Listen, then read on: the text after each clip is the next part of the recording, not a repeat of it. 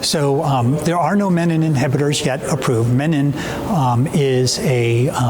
was first identified in multiple endocrine neoplasia syndrome, but menin plays a key role in normal hematopoiesis and regulation.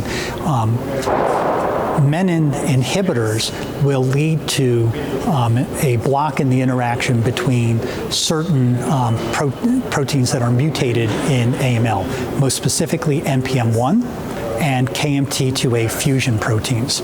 And by blocking that interaction, by blocking menin, you get a downregulation of genes that have been associated with the leukemogenic phenotype, HOX-A9, MEIS1 as just two examples.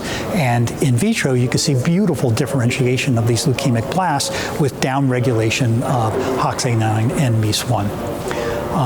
And so there have been a number of drugs in development. At this year's EHA, there was an entire session, oral session, devoted to menin inhibitors, probably many more, or poster presentations, but there were 5 major abstracts.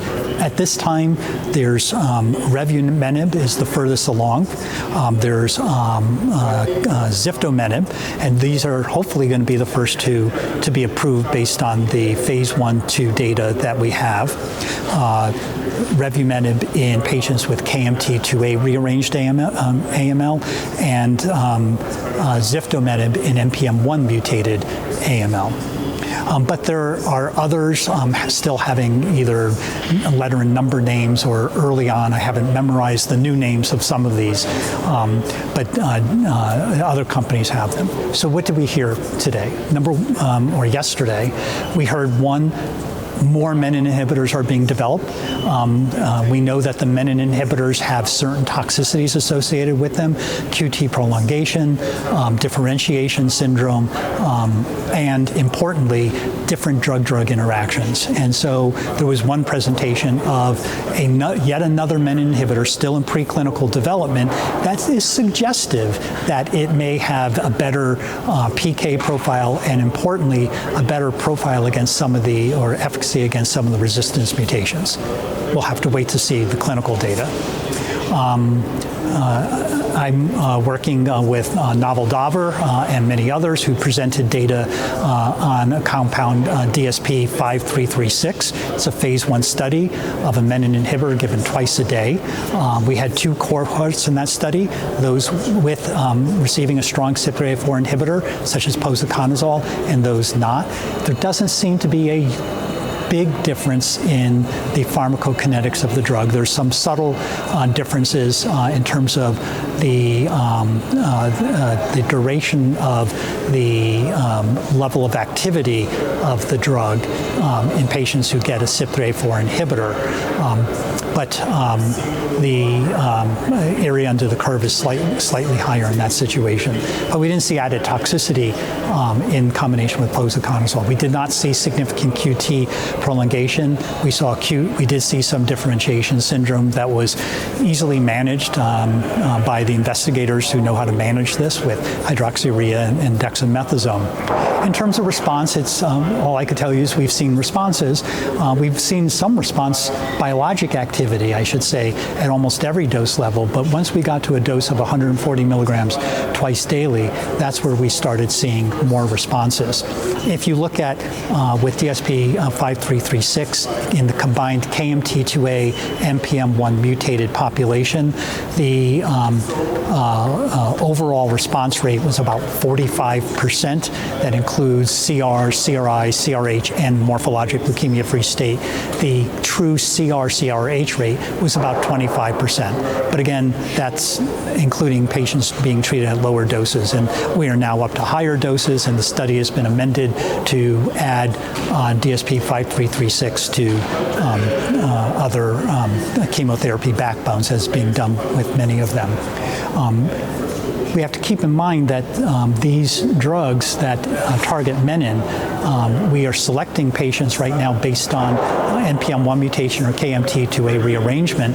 There's a lot of excitement of trying to identify a signature, an AML expression signature that might predict for efficacy of a menin inhibitor, such as high expression of HOXA9 or MEIS1 as just one example. And there are other fusions and other mutations that we know will target or be active through menin.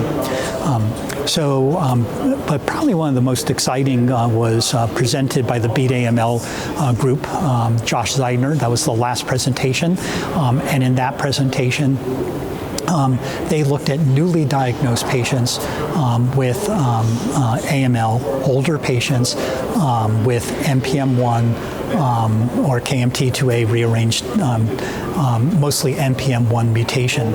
And they were treated with Venetoclax, Azacitidine with Revumenib in that study. Now, if you look at the abstract that was posted, you see response rates of 70-ish%. But what he showed in further follow-up is that the complete response rate was like 95% and overall response rate like 100%. It was quite impressive. And so more data yet to come. Obviously, we need randomized trials looking at the benefit of that triplet over the doublet of Aza-Ven.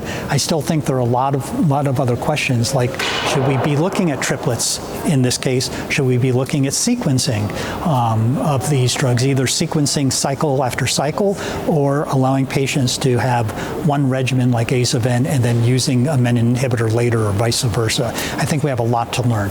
The most important one for my older patients is, can they achieve a deep enough remission that they might enjoy a treatment-free remission? So this is something that my patients are asking me about all the time now. You have 80-year-olds who are getting tired of coming in for azacitidine or decitabine every 4 to 6 weeks, whatever it might be, or being on oral medications. And so we see some data out there of patients who've been on these Aza-Ven for a while, deep remissions, NPM1 mutation, they can remain in a treatment-free remission. Is it possible that we'll get more of these older patients into such a deep remission with the addition of a menin inhibitor that more will become eligible for treatment-free remission? I know a lot of my patients would like to see that.